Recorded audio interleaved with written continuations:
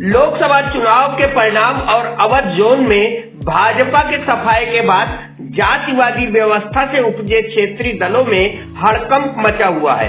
भाजपा के साथ मलाई काटने वाले दलों के नीचे से चुनाव का परिणाम आने के बाद जैसे जमीन खिसक गई है। संजय निषाद, ओम प्रकाश राजभर और अनुप्रिया पटेल जैसे नेता अपनी पार्टी के भविष्य को लेकर सशंकित नजर आ रहे हैं। यूपी में चुनाव बाद समीक्षा बैठकों का दौर जारी है। अखिलेश यादव और राहुल गांधी की जोड़ी का जादू सर चढ़कर बोल रहा है। पीडीए का फार्मूला भाजपा के रास्ते में सबसे बड़ी बैरिकेडिंग बन चुका है। अब बसपा सुप्रीमो ने भी पूरे प्रदेश में संगठन को नए सिरे से खड़ा करने के लिए पिछड़े दलित व अल्पसंख्यकों पर फोकस शुरू कर दिया है। वहीं भाजपा से सवर्ण मतदाताओं की बढ़ती नाराजगी प्रदेश में परिवर्तन की हलचल बढ़ाने को बेताब है। सरकार विपक्ष के हमलों का जवाब देने में नाकाम नजर आने लगी है। ऐसे में सूबे के प्राविधिक शिक्षा मंत्री और जिले के प्रभारी आशीष पटेल सुल्तानपुर पहुंचे। जिला अध्यक्ष अविनाश पटेल, संदीप सिंह मोनू समेत दर्जनों नेताओं ने उनका जोरदार स्वागत किया। भाजपा के विधायकों, जनप्रतिनिधियों व आला अधिकारियों के साथ विकास कार्यों व कानून व्यवस्था की समीक्षा बैठक की। बैठक में कानून व्यवस्था के सुधार व विकास कार्यों की प्रगति की मंत्री जी ने जानकारी ली और जिले की दर्जनों समस्याओं को इग्नोर करते हुए ऑल इज वेल करते हुए समीक्षा बैठक का समापन कर दिया। मीडिया से रूबरू हुए आशीष पटेल ने हाथरस मामले में मायावती के ट्वीट पर कहा कि हाथरस मामले में एक आयोग का गठन सरकार द्वारा किया जा चुका है और वो जांच शुरू कर रहा है।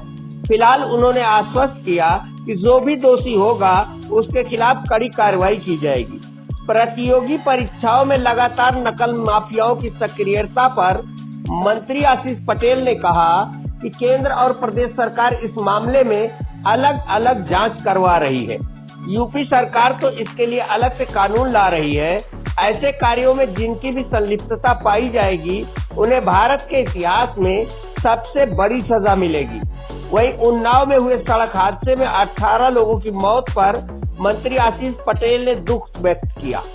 साथ ही अखिलेश यादव द्वारा दिए गए बयान पर उन्होंने कहा कि ऐसे मामलों में जो भी जिम्मेदार हैं उनके खिलाफ कार्रवाई होती है और इसमें जो भी दोषी होगा उसके खिलाफ कठोरतम कार्रवाई की जाएगी। मंत्री आशीष पटेल ने आरक्षण को लेकर दिए गए अनुप्रिया पटेल के बयान पर कन्नी काट ली और कुछ भी बोलने से इनकार कर दिया।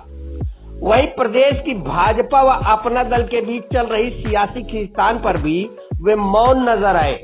एक ओर जहां भाजपा ने क्षेत्रीय दलों के साथ अपने गठबंधन की समीक्षा करना शुरू कर दिया है, वहीं शैलेंद्र प्रताप सिंह एमएलसी, विधायक विनोद सिंह, राजबाबू उपाध्याय, सीताराम वर्मा व राजेश गौतम की मौजूदगी के बावजूद जिले में जन समस्याओं को लेकर बैठक में कोई चर्चा न होना, स्वास्थ्य महकमे, विद्युत विभाग की कार्यशैली, शिक्षा महकमे में उत्पन्न समस्याओं को लेकर समीक्षा बैठक में किसी प्रकार की बात न होना जनता के प्रति नेताओं की उदासीनता को दर्शाता नजर आ रहा है।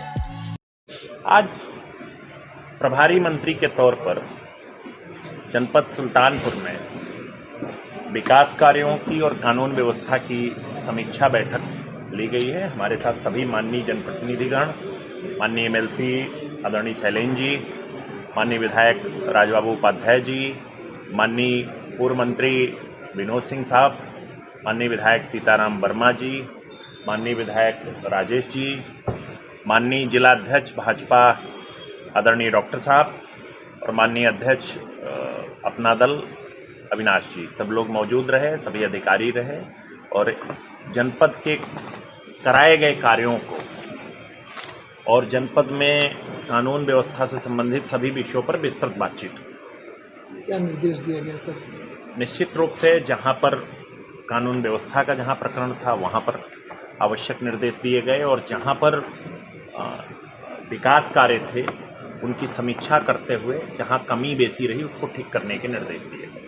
सर, आज मायावती जी ने एक ट्वीट किया है और वो कह रही जो हाथरस में एसआईटी ने रिपोर्ट फाइल की है वो कहीं ना कहीं राजनीति से प्रेरित है।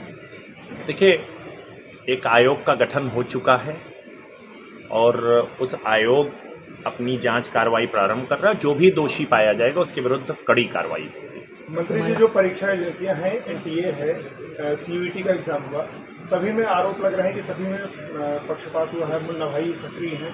इसको रोकने के लिए सरकार कहां तक संजीदा है? देखिए, कोर्ट की तरफ लोग जा रहे हैं। देखिए, इन सब प्रकरणों पर सरकार ने अपनी अलग अलग एजेंसियों से, चाहे भारत सरकार हो चाहे उत्तर प्रदेश सरकार हो, अलग अलग एजेंसियों से जांच करवा रही हैं।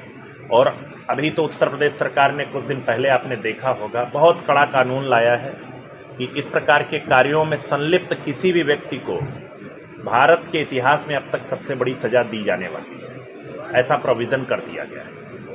मंत्री जी, उन्नाव में एक एक्सीडेंट हुआ है, 18 लोगों की जान गई है। अखिलेश यादव जी ने सरकार पे आरोप लगाया है कि कहीं ना कहीं सरकार लापरवाही की, हाईवे की पेट्रोलिंग होती है वो नियमित नहीं हुई, जिसके कारण यह हादसा हुआ। उसके लिए भाजपा जिम्मेदार है। देखिए, सबसे पहले मैं अपनी पूरी सुल्तानपुर जनपद के हमारे सभी जनप्रतिनिधियों की ओर से भी और अपनी ओर से भी सभी मृतकों के परिवार वालों को अपनी शोक संवेदना व्यक्त कर रहा हूँ। और निश्चित तौर पे ऐसी दुर्घटना मन को बहुत आहत करती है और जहाँ इस प्रकार की दुर्घटनाओं में जो भी जिम्मेदार व्यक्ति है उसके विरुद्ध सरकार कार्रवाई करती है और इस प्रकरण में भी कार्रवाई करेगी। मंत्री, जिला अस्पताल में कई वर्षों से यहाँ पर डायग्नोस्टिक वो नहीं, रेडियोलॉजिस्ट नहीं, इस पर क्या कहेंगे?